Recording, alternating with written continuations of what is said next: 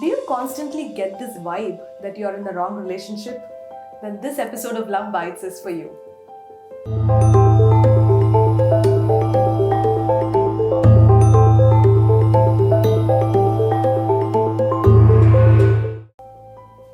Hey there, welcome to Love Bites. Meet my husband, Dr. Girish Kumar. He's the founder and Chief Healing Officer at Human Connect. This is Jyotsna, my wife. And in this episode of Love Bites, we are going to be talking about the relationship red flags that will tell you that you're in the wrong relationship with the wrong partner. So, Girish, let's talk about certain things that one should be very aware of, which will tell them that probably they're not with the right partner. Nowadays, this is a biggest challenge so many people are facing when it comes to the relationship. So I thought that certain things that we can be sure how can it be handled. First thing I will say that not giving the personal space for the partner.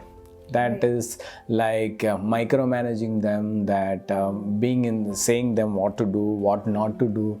This is happening, you should understand that you are in a wrong relationship. Absolutely, because each person, though they are together in a relationship or in a marriage, they are individuals at the end of the day. Yes. And if one partner is not giving that space to the other partner and constantly running after them, that is definitely a red flag. The other red flag that I would say is when one partner is trying to control the finances of the other person, when they constantly check credit card statements, when they constantly see how much they have in their bank account and constantly tracking everything. That also is like a different way of taking their space, right? So that also is something that I would say, you should be really beware of. Yes. Third thing that I see is that taking the partner's phone without their permission, and constantly they want to see what is happening in their life, and that's again, it's a bad sign of being in a relationship because they don't trust them, they don't connect to them properly. That's the only reason that they want to see the partner's phone. Right. It can really get irritating because sometimes, of course, you will need to use your partner's phone for something intentionally, but some people are just so curious to know what is in the other person's phone, and that is definitely a problem in the relationship. Girish, the other thing that I notice is sometimes the basic value systems of the two people will not be a match.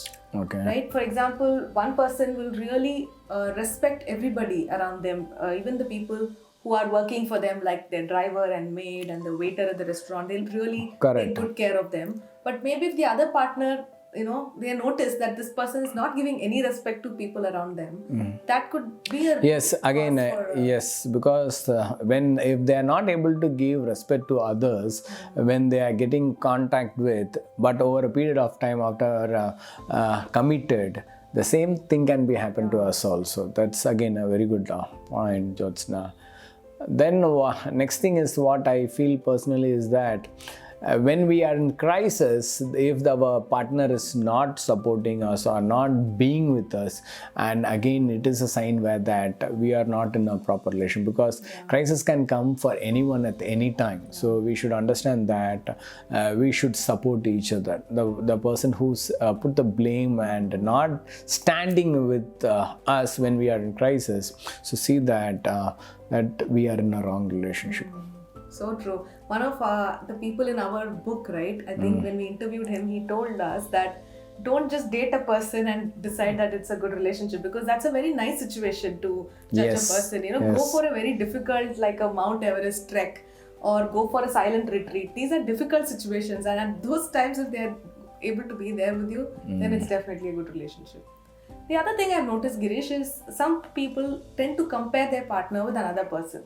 So if your husband or your girlfriend or whoever is constantly comparing you with your friend or your neighbor and saying, hey, this person is doing this, why don't you do this? If they're telling in a very supportive way, it's okay. But it shouldn't be to pull you down and make you feel bad. If that is happening, that's also a red flag. Yes, it's put the confidence down, it puts the morale down, and it is very, very important as an partner that we should see that we give that moral support for them to grow each moment. If you are feeling that your energy is drained by being with them, again it is a red flag. Yes. So next thing I want to share is about being so secretive. So I had seen so many people they see with most of things they don't express to their partner, and they keep very secretive of whatever action they do. For example, as we say, no, the personal space. So the personal space, the time they take more, and the partner does not know what is happening in that personal space. For example, if I am taking that my me time, I used to tell to you what are my agenda in my me time. So that me time, the personal space, I think that it's very important that the partner should know what I am doing, where I am going, why I am going. I think that is very, very important. Not being so secretive and not locking up the room and yes, not letting your partner in. Okay, that is one more thing. So I want especially when people are committed and are getting married, and say if your partner is locking and doing certain things, I think that's a big red flag to see immediately. That's something, it's fishy. Yeah, true. I think another red flag that we can talk about, Girish, is when your partner is very dominating and they are very controlling, right? That means that they are not treating you equally.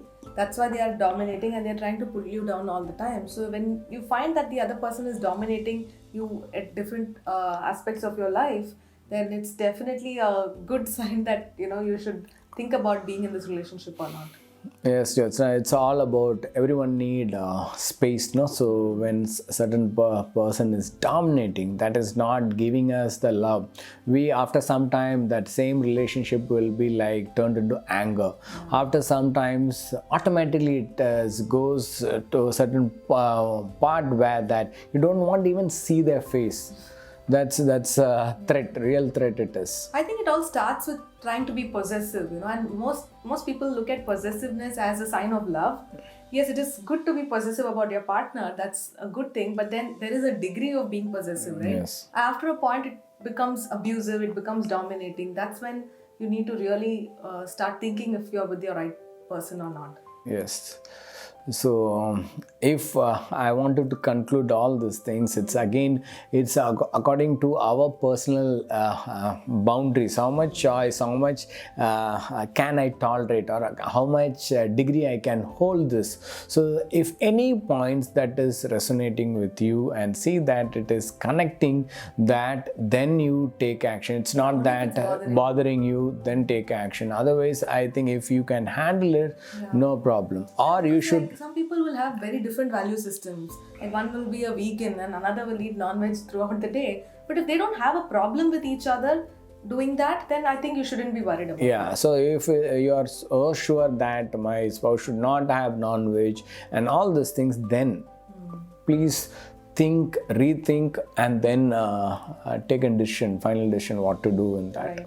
If you're really confused about where your relationship is heading and you need some external support to make a decision, please feel free to schedule a 30-minute relationship reset call with Girish. You can find the link to apply for it right below this video. Speak to Girish and make a good decision about your relationship. We'll see you in the next episode of Love Bites. Bye. Thank you. Love you all.